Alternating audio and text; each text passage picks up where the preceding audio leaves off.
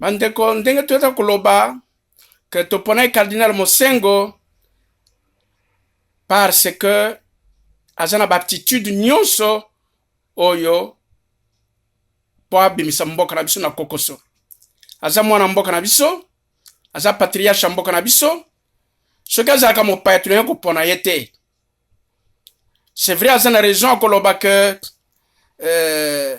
itali ba oyo baponaki ngai ya solo parce que tosengaki avi na ye te, démocratie ya solo pe yango wana.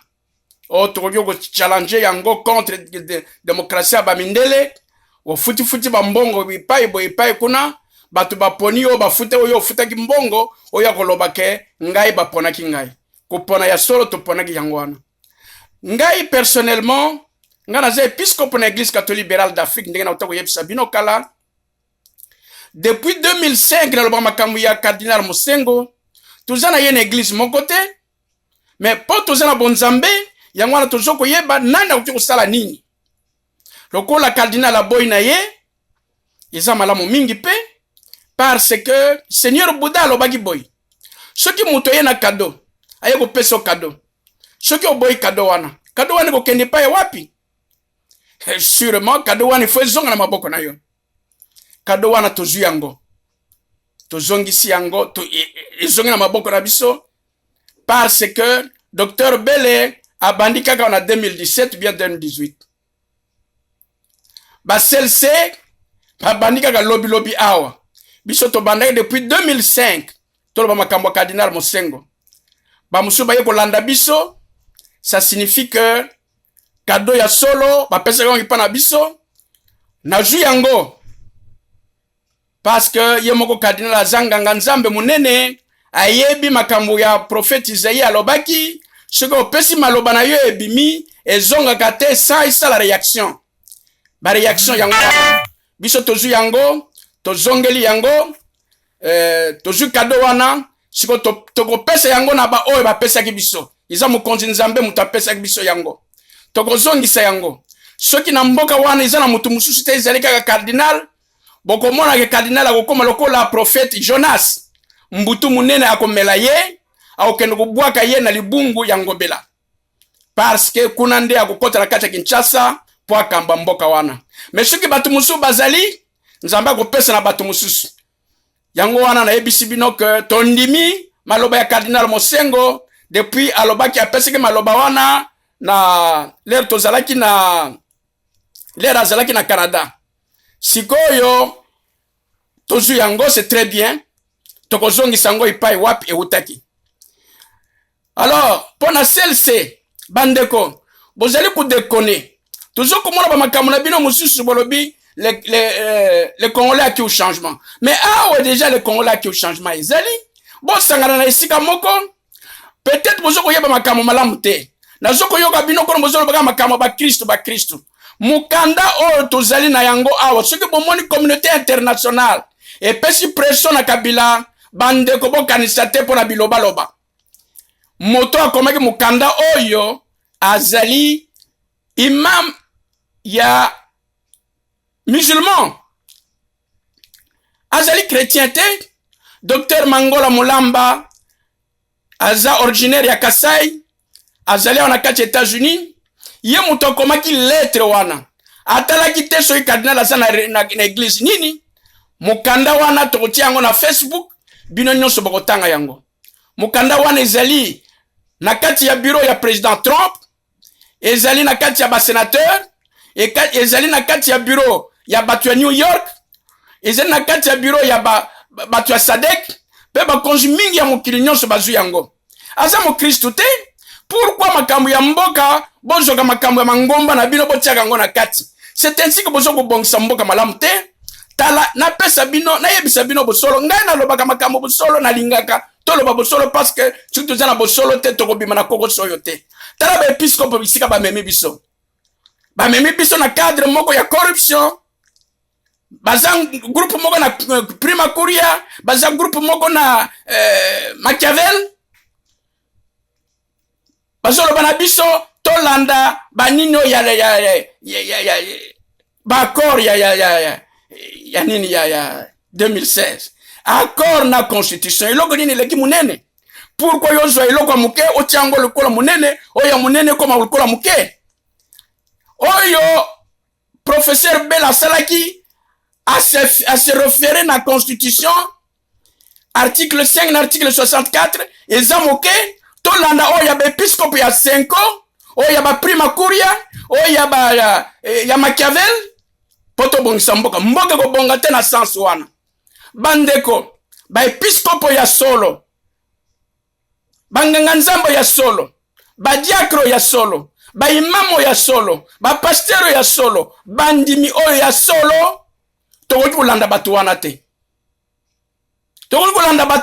mboka na biso kokufa pona bango bazokolia bazokomela ba peuple na biso bazokokufa babomi 12 millions de personnes bango moko ba évêque wana bazokolobela ko moko te kaka ba accord esi eleka kala accord ezaka na tana yango na comprendre te accord likambo te boke na bakor na bino me toyebi ke nzambe existe nzambe azali soki bozala na nzela pende ya bonzambe boko gagner soki bozala na nzela bonzambe te peuple na biso ko gagner me nga na moni kino bino ba camarade bandeko na ngai ba collègue na biso ba évêque bozala nzela ya mabe nzela na bino ezali ya mabe iza nzela ya prima curia ya corruption nzela ya Machiavel ya corruption jugement na bino wana eza malamu te soki bato mosusu baza na courage koyebisa bino te ngai monseigneur Mushipa Izemba Luzolo évêque ya église catholique libérale d'Afrique na koyebisa bino yango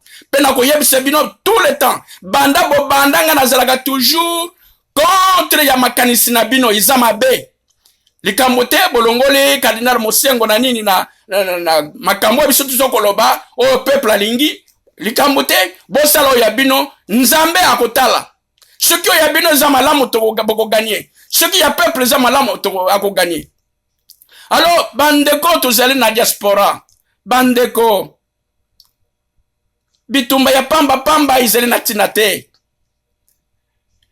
mutu moko pe aza parfait azate nga naza parfait te biso no toza parfait te mais mutu na mutu aza na isika na ye azali na mwa makasi na isika na ye pe aza faible esika ya aza makasi asangisa baninga poto kende liboso esika aza faible o bato makasi basimba ye de façon que totambola ensemble tozali mutu moko tozali peuple congolais comme na diaspora toponi mama Kasavubu totika ya kende botika biloba loba azali pendant un certain temps avant ye izalaki na docteur Bene to Bene lelo ekomi ye tozala na nsima na ye toyokana tosala makambo malamu de façon que tosikola mboka soki tozokolanda babato oyo ba 5 bazokomema biso na lofelo mosusu mboka nini bato bakufi 12 millions et puis bozosala eloko moko te tala erreur bango bazokosala parce que baza na esprit ya colonisation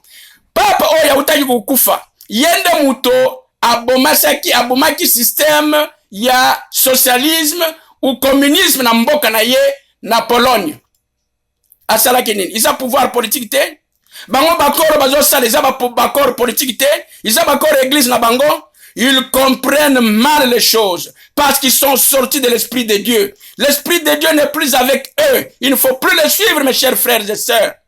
Moi, je suis pas contre les individus, je suis contre leur façon de faire.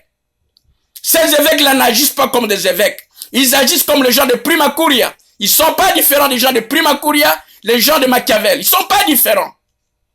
Et c'est pas une bonne chose.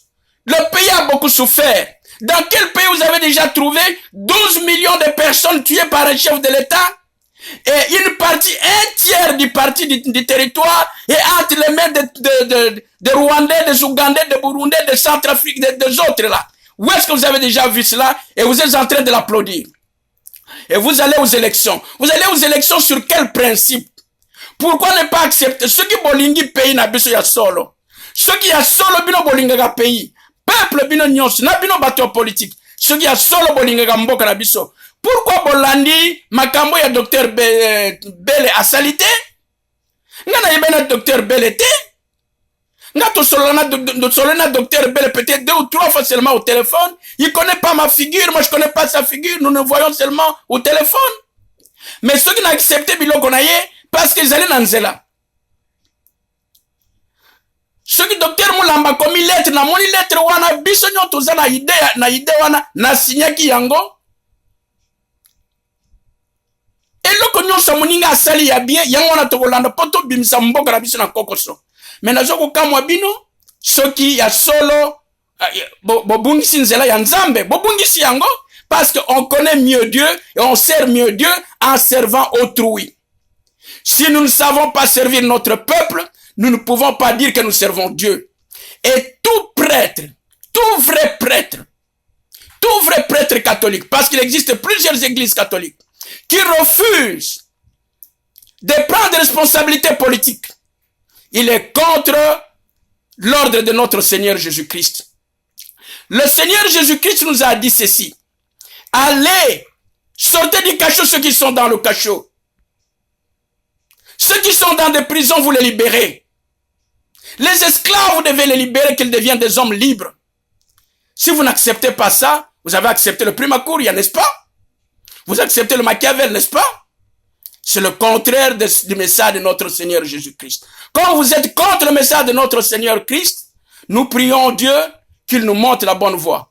Bande qu'on a pesibino, lo sambo na pesibino libenisi, na nkombo ya tata, mpe ya mwana mpe elimu santu. Amen.